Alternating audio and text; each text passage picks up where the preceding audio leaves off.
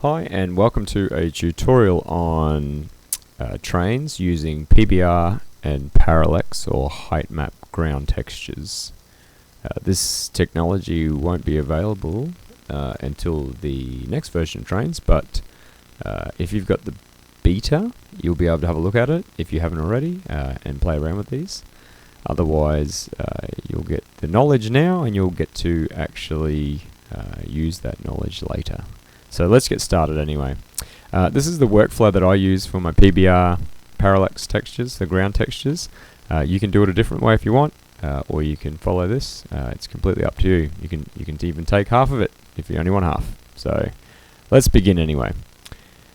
I start off with a template folder where I keep a bunch of files, texture files that I'm going to change. Obviously, but the naming conventions is very important because I use a little application, an internal application I've written to help me generate some config files or a config file and the texture files as well, the texture.txt files that Trainz uses to identify its textures. You don't need to use that application. I will make it available online. It's use at your own risk. It's internal. It could have lots of bugs. It mightn't do what you want it to do, but by all means, feel free to use it the way I use it. Right, let's get started. First, I copy this folder, and I've done it a few times here to make some different ones, so I'm just going to name this 28. That becomes the next asset I'm going to create, my next ground asset. All these are going to change, but it's a good base to start off with. Naming conventions are important with this little app that I've written as well. You need at least albedo, normal, and parameters. That'll get you a summer or a normal summer looking asset. If you want the detail map to be used, you can add an albedo detail and a normal detail. I don't want these. I'm not going to use the detail. That's quite good though if you do, but I don't need it for this particular example. And then other ones that I've got in here that I am going to use is an albedo snow underscore snow. That will give me a snow line texture. So once the ground texture gets above the snow line, it's going to use these three: snow, normal snow, parameters snow. You can have albedo underscore winter. You can have albedo underscore autumn, albedo underscore spring. The application will generate the correct seasonal selector so that it will show up in game. But snow, if you're thinking of doing snow, you might want to call it underscore snow and not underscore winter, because some parts in the world it doesn't snow in winter. So let's leave it at that anyway. Right, we're going to manipulate or upgrade our old legacy ground texture, which looks a bit like this and also looks a bit like, let's see it in game, this. It's flat. It's the way we used to do textures.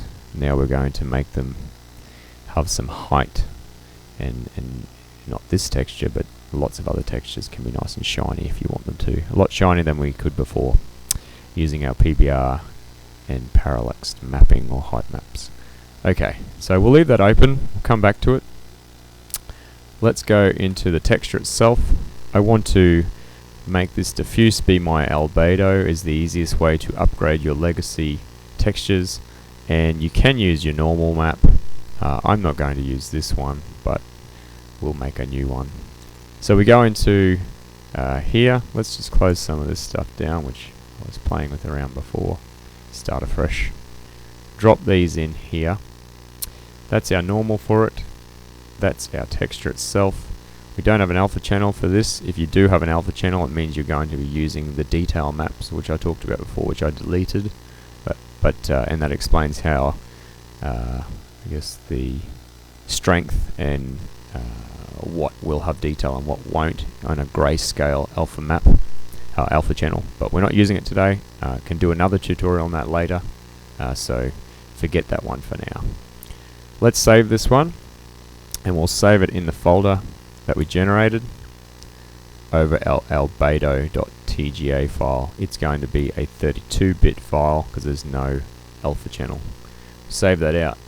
We don't need that anymore, so we close that down.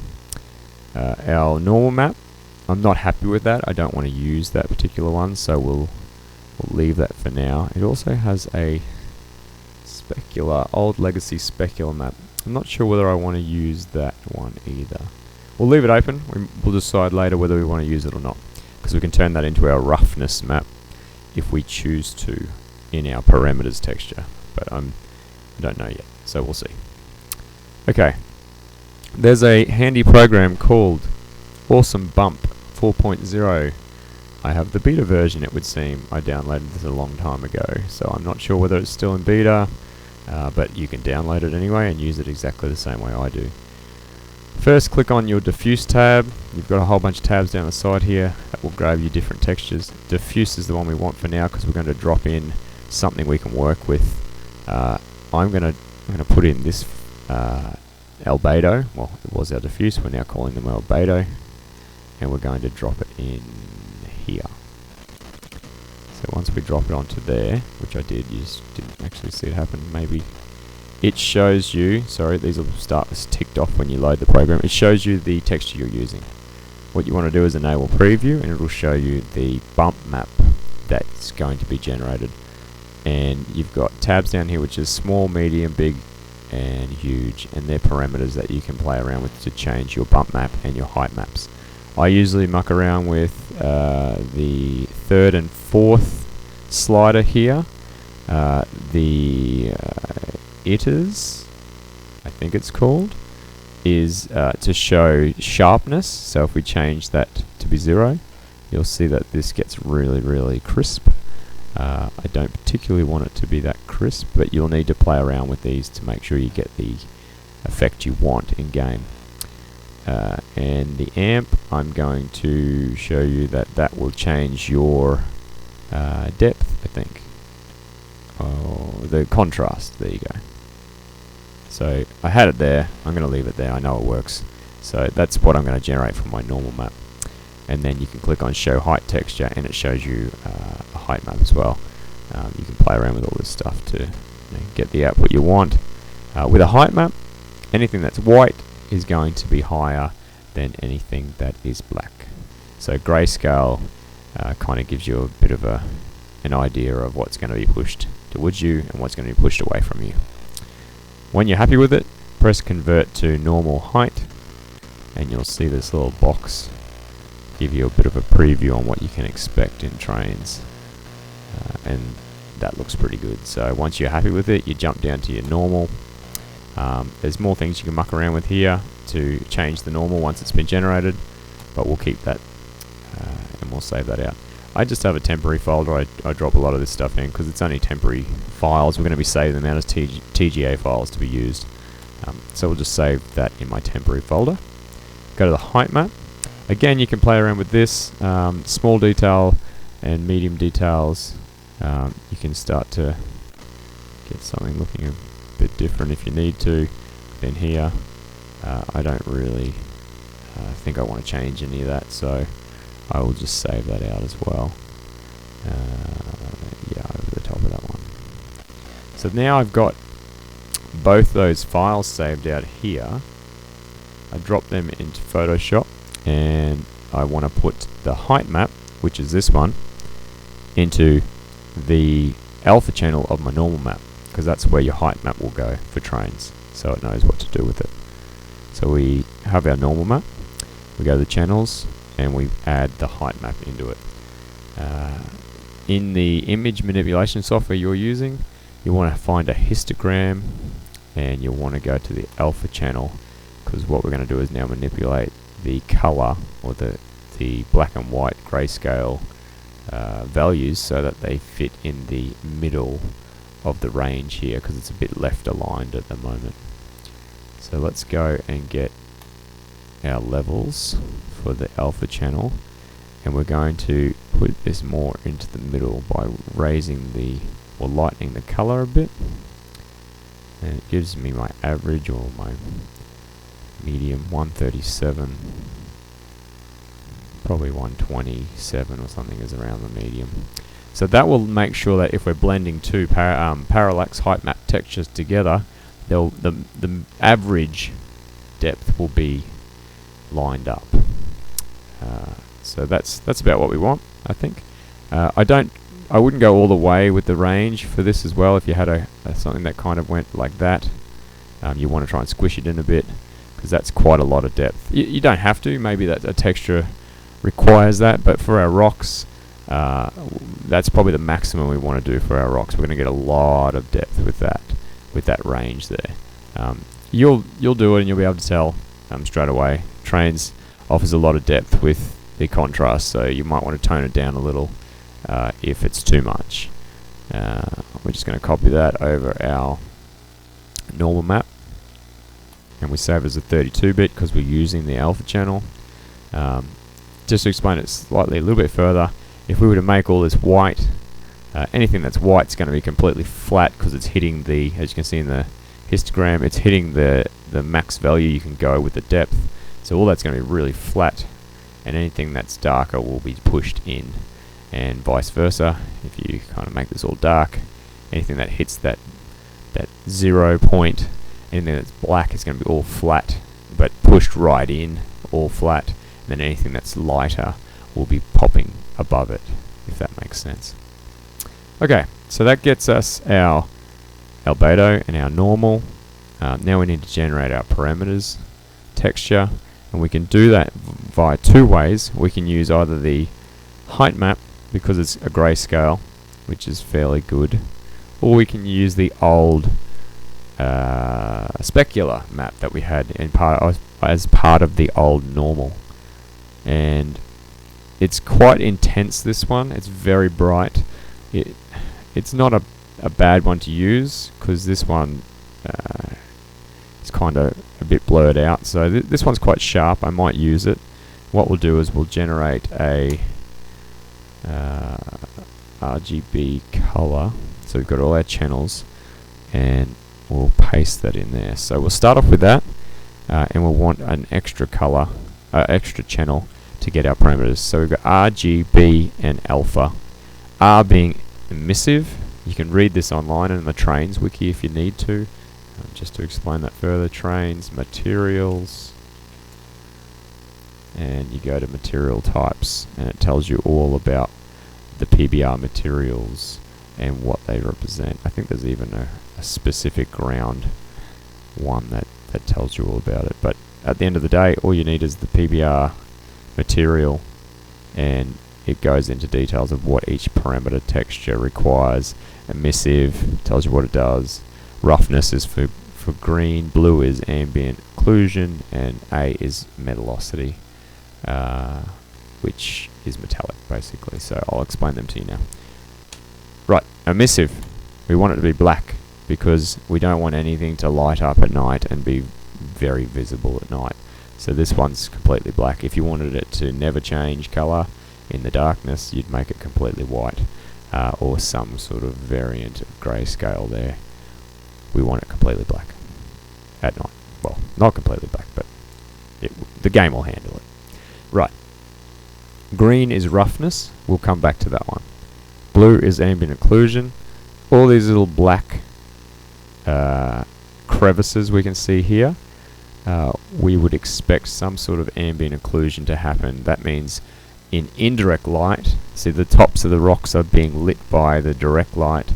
In indirect light, which is the stuff in corners and crevices, we would make that black, I guess, darker than usual, so that when the indirect light doesn't hit it, you can get a really nice darkness to it. So let's change this so that we can mess around, get the crevices. Something like that's gonna highlight a lot of those crevices and make them pretty black. Well, not pretty black. I mean, that would be really black. That's gonna be additive to the shadowing of when the light's not hitting those particular parts of the pebbles. So let's leave it around about there. Metallosity or metal. We don't have metal on our rocks. We don't need metal, so we're going to leave it black. If you wanted it to be 100% metal, you'd make it white. Some variation is obviously grayscale. So we don't want our rocks to be metal, so we leave it black. This roughness is about shininess or glossiness, and I don't see these being too glossy, even though our legacy specular says otherwise. What we'll do is first off, anything that's white will not have any shine to it. Anything that's black will have a lot of shine. It goes how, what's the word? I guess blurry, or how sharp that shine's going to be. So fully black will give you a really small pinpoint shine.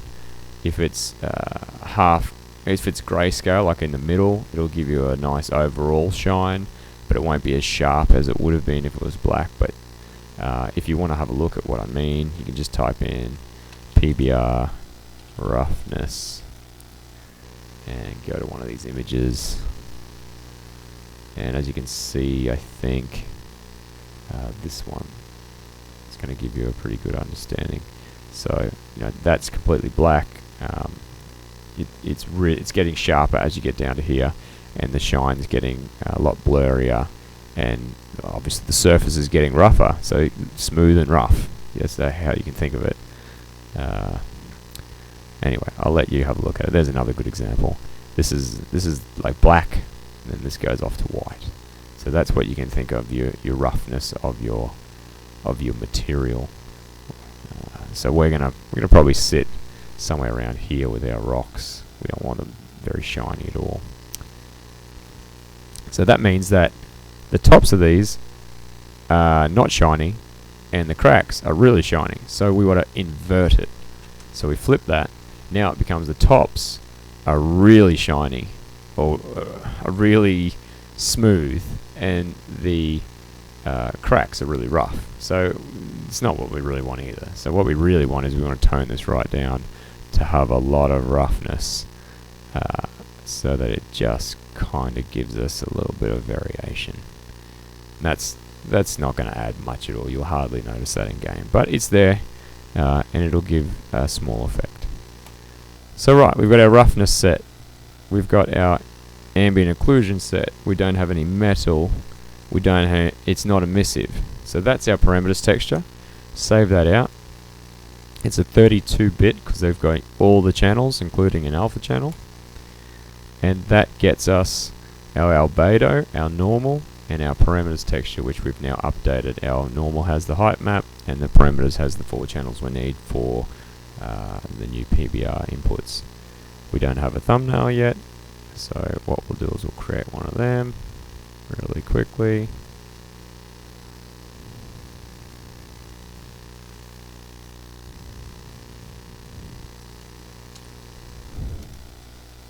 Save that out. Okay, next thing we do is you either create your config manually and your texture files manually, or you can create just your config and you can drop it into Trainz and it'll deal with your texture files. But I like to make everything myself just to make sure it's exactly how I want it. So this little application I've written, I can drop in, I can choose my generate textures.txt drop down. I paste in the folder that I'm working in. It can also do multiple subfolders, so you can have a whole bunch of textures, assets together. You can choose if you want it tiled. Basically all the texture options are there. You just can select what you want. I've got them by default, and that's what I want. You can click preview, and it will then give you a bit of a preview on what it's going to generate. So in the snow.texture.txt file it generates, it's going to have those tags in it. In the parameters.texture.txt file, it's going to have those parameters in it. So it gives you an idea. We hit process, we jump back in here, and you can see that all our txt files have been generated. And then if we go for a bit of a preview, for instance, the normal.texture.txt file, if we preview that, you can see that they're all in there. Trainz will obviously complain if there's something wrong, so if it's done something wrong, you'll know. Output gives us a log. It gives you an idea of what it's actually done, so you can actually check that it's correct as well. Let's delete the logs. Now we need a config file. Again, we can jump back into this, Again, you can generate these yourself, so don't think you need this application. Generate a config.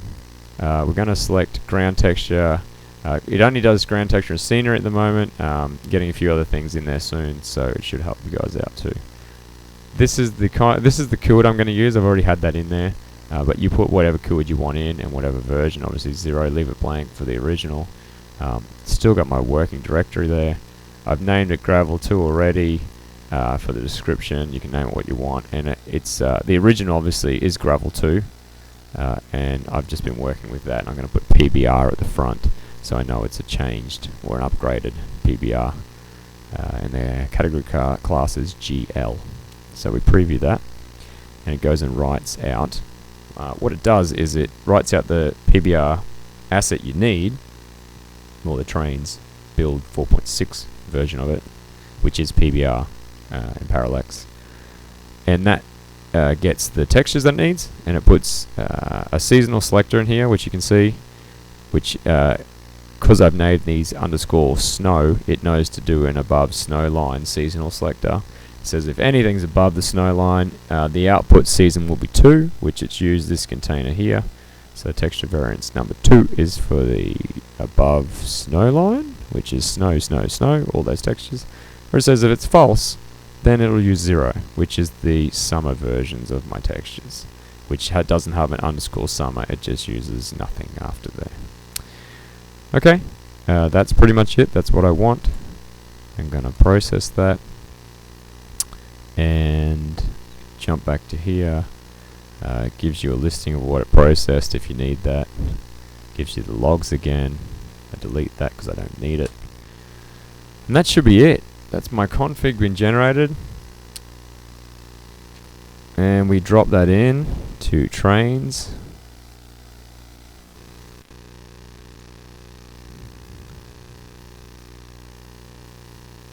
There we go. Go to this one here, and this is our Pbr. Parallax texture that we've generated. So that's how you turn your old legacy ground textures into, let's get the old one, go from that to that. That's the workflow that I use anyway. It's having a fun time with that. Sorry, some sort of assertion with the debug build.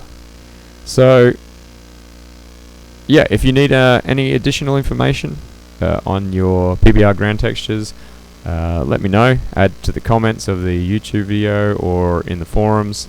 I will do another tutorial itself on using this application, so don't feel that you have to learn everything through this video based on this. This will be available online that you can use if you really want to. Otherwise, everything can be done manually through your texture.txt and your config files that you've always done previously, or whatever applications you use.